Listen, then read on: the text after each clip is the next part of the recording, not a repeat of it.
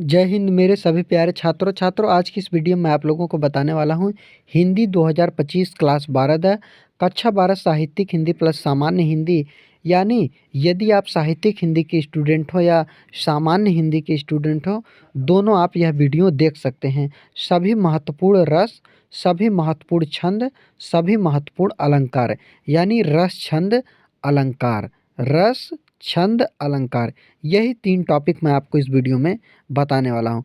Board exam 2025 24 फरवरी से पहले इसे तैयार कर लो। यदि आप कोई वीडियो और नहीं देखें किसी का और आपका रस छंद अलंकार नहीं तैयार हुआ है, तो आप इस वीडियो को पूरा देखकर तैयार कर सकते हैं। और यदि आपका तैयार है, पहले से आप पढ़े हैं, तो आप मिला लीजिए क्या इनमें से तैयार है। यदि नहीं तैयार है तो थोड़ा आप तैयार कर लीजिए। और यदि आपकी तैयारी हो चुकी है रस छंद अलंकार की, तो आपको यह वीडियो देखने की ज़रूरत नहीं है। आप वीडियो तभी देखिए जब आपका तैयार ना हो। यदि आपका तैयार ना हो और आप मिला लीजिए कौन कौन सा आप पढ़ें, कौन सा आपका छूटा है, तो यही रस छंद अलंकार आपको पढ़ लेना है। आपके देखिए साहित्यिक हिंदी यानी जो आर्ट साइंस की स्टूडेंट है, जो इतिहास, भूगोल, नागरिक शास्त्र, अर्थशास्त्र, समाजशास्त्र ये सब विषय लिए हैं उनके लिए। सामान्य हिंदी जो साइंस है, फिजिक्स, केमिस्ट्री, बायो, मैथ जो भी सब्जेक्ट उनका है, हिंदी, इंग्लिश उनके लिए है। तो यही आपको ध्यान रखना है।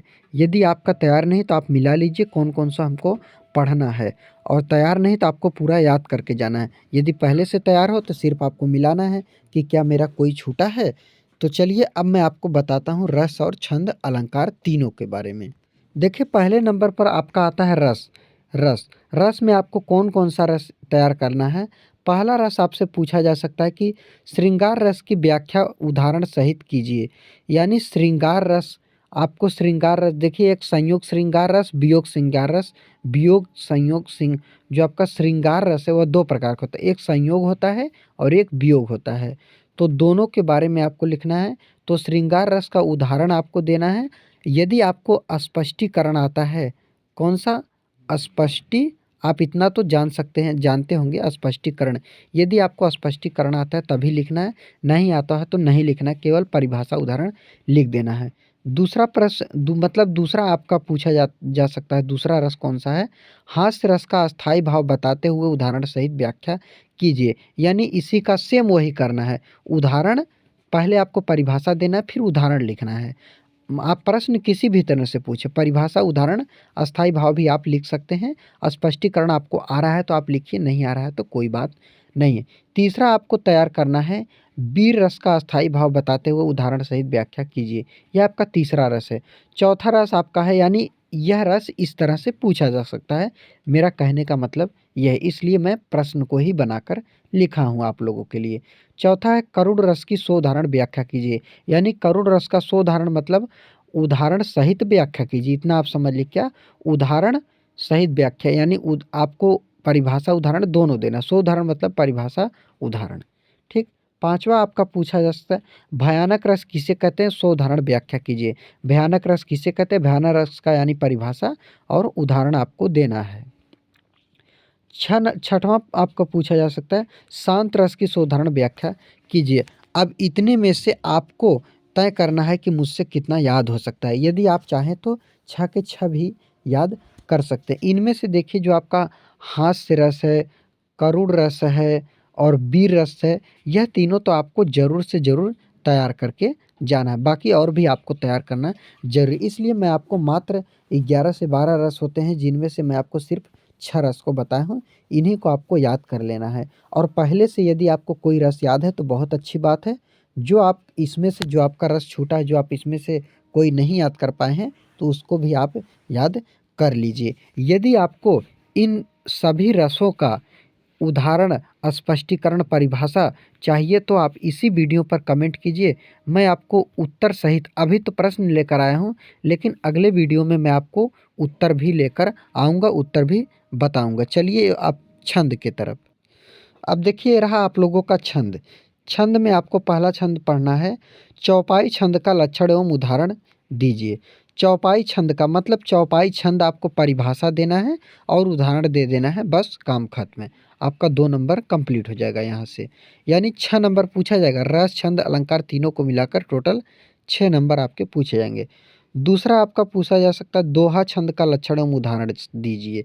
तीसरा पूछा जाता है सोरठा छंद का लक्षण एवं उदाहरण दीजिए। चौथा आपका है रोला छंद का लक्षण एवं उदाहरण दीजिए। पांचवा है कुंडलीय छंद का लक्षण एवं उदाहरण दीजिए। अब इनमें से आपको मात्र 5 ही तैयार कर लेना है। यदि आप 5 तैयार देखिए चौपाई, दोहा, सोरठा, सोरठा रोला तो आप हाई स्कूल में पढ़े होंगे। तो एक कुंडलिया हो गया, एक चौपाई हो गया, एक दोहा हो गया। यही आपको 3 और याद करना है और पहले से याद किए हैं तो रिवीजन हो जाएगा। जो नहीं याद है इसमें से आप याद कर लीजिए। तो आपको मात्र 5 ही छंद पढ़ने हैं। अब इनका पूरा उत्तर इतना अच्छी तरह से समझा कर मैं आपको बताऊँगा। यदि आप कमेंट करेंगे तो उत्तर मैं आपको लोगों के लिए लेकर आऊँगा। ये हो गया आपका छंद। अब चलिए अलंकार की तरफ। दोस्तों ये रहा अब आपका अलंकार। कौन सा? आपका अलंकार। अलंकार में आपको 6 पढ़ना। पहला अलंकार आपको श्लेष अलंकार को परिभाषित कीजिए। यानी श्लेष अलंकार का उदाहरण, पहले परिभाषा देना है फिर उदाहरण देना है। पहले नंबर पर क्या होगा? परिभाषा। दूसरे नंबर पर क्या होगा? उदाहरण। और तीसरे नंबर पर यदि आप चाहें तो स्पष्टीकरण दे सकते हैं। अगर नहीं आ रहा है तो मत दीजिएगा, ठीक। पहला है आपका श्लेष अलंकार को परिभाषित कीजिए। दूसरा है उपमा अलंकार की परिभाषा सो उदाहरण दीजिए। यानी उपमा अलंकार का परिभाषा, उदाहरण, स्पष्टीकरण कीजिए। स्पष्टीकरण याद हो तभी कीजिएगा, नहीं याद है तो सिर्फ परिभाषा से ही और उदाहरण से ही काम चल जाएगा। तीसरा आपका रूपक अलंकार को सो उदाहरण परिभाषित कीजिए। चौथा अलंकार पूछा जा सकता है उत्प्रेक्षा अलंकार को परिभाषित कीजिए। पांचवा आपका पूछा जाए भ्रांतिमान अलंकार को परिभाषित कीजिए। छठवां आपका है अनुप्रास अलंकार की परिभाषा उदाहरण सहित लिखिए। तो इस तरह से मात्र 6 आपको अलंकार तैयार कर लेना है। यदि आप 6 अलंकार तैयार कर लेते हैं तो आप अपने बोर्ड एग्जाम में यहाँ से आपका क्वेश्चन जरूर फंसेगा।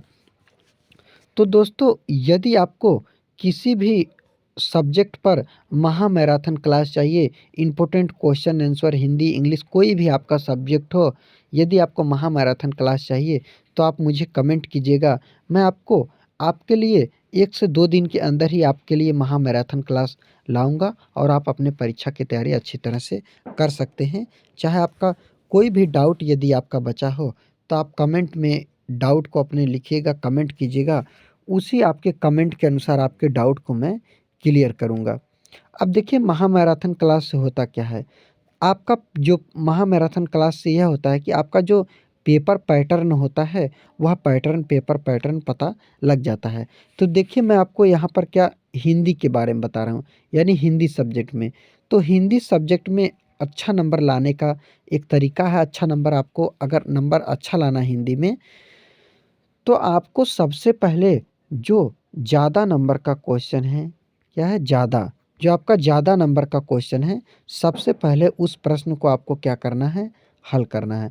अब ज़्यादा में जैसे मान लीजिए आपका आता है निबंध, आपका निबंध आता है, उसके बाद आपका गद्यांश आता है, फिर पद्यांश आता है।